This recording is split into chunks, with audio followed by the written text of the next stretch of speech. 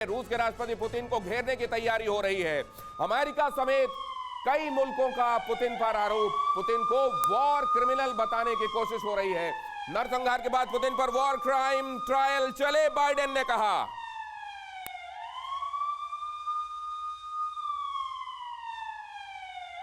और ये पूरी खबर बताने के लिए आपको लोअर स्टूडियो में ले चलता हूं। कुछ ही देर में फिर से हम इंटरनेशनल कोर्ट ऑफ जस्टिस के इस कोर्ट रूम में लौटेंगे। लेकिन क्या पुतिन को वॉर क्रिमिनल ठहराया जा सकता है? क्या है जेनेवा कन्वेंशन के वो नियम? जेनेवा कन्वेंशन 1864, 1906, 1929, 1949, क्या कहते हैं इसके नियम? ये आज विस्तार से आपको बताएंगे। और साथ ही कानून के जानकार जो हमारे साथ जुड़ेंगे 6 डिफरेंट कंट्रीज से, वो ये आपको बताएंगे कि क्या वाकई रूस पर मुकदमा चलाया जा सकता है, क्या पुतिन को इसके लिए जिम्मेदार ठहराया जा सकता है। वॉर क्राइम क्या होता है? ये वॉर क्राइम क्या होता है? युद्ध के अपराध क्या होते हैं?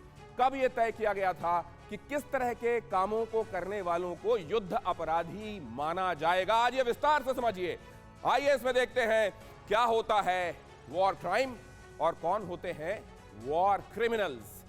असल में अगर आप देखें तो जेनेवा कन्वेंशन और रोम अधिनियम, जेनेवा कन्वेंशन जो 4 बार मुख्य तौर पर, जिसके 4 मुख्य ट्रीटीज हैं और 3 अहम एक्सटेंशंस हैं, प्रोटोकॉल्स हैं, और उसके अतिरिक्त 1998 का रोम अधिनियम। क्या कहते हैं ये? युद्ध के दौरान जानबूझकर की गई हत्या। अगर आप देखें तो जो जेनेवा कन्वेंशन है वो 1864 में सबसे पहले सैनिकों के बारे में ये कहता है कि सैनिक अगर आए, घायल हो गए या मारे गए किसी दुश्मन देश की धरती पर, तो उनके साथ कैसा बिहेवियर होना चाहिए, उन तक कैसे जो मेडिकल मदद है वो पहुंचनी चाहिए।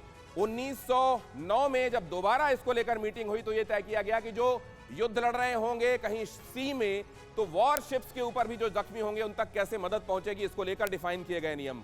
एक बार फिर से जब मीटिंग हुई 1929 में, तो यह तय किया गया कि जो प्रिजनर्स ऑफ वॉर होंगे उनको लेकर किस तरीके का ट्रीटमेंट होगा। और फिर उसके बाद 1949 में जब एक बार फिर से जेनेवा कन्वेंशन की मीटिंग हुई तो इसमें यह तय किया गया कि सिविलियंस को किस तरीके से युद्ध के मामले में प्रोटेक्ट रखा जाए, उनको महफूज रखा जाए, उनको सुरक्षित रखा जाए, इसको लेकर नियम बनाए गए। और 1998 का रोम अधिनियम क्या कहता है? अस्पताल, स्कूल, धार्मिक स्थान, इनको निशाना ना बनाया जाए।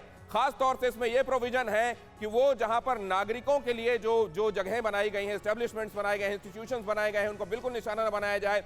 इसी में यह बात कही गई है किसी भी तरीके के केमिकल वेपन्स का इस्तेमाल ना किया जाए, मास डिस्ट्रक्शन करने वाले वेपन्स का इस्तेमाल ना किया जाए, जहरीली गैसों का इस्तेमाल ना किया जाए।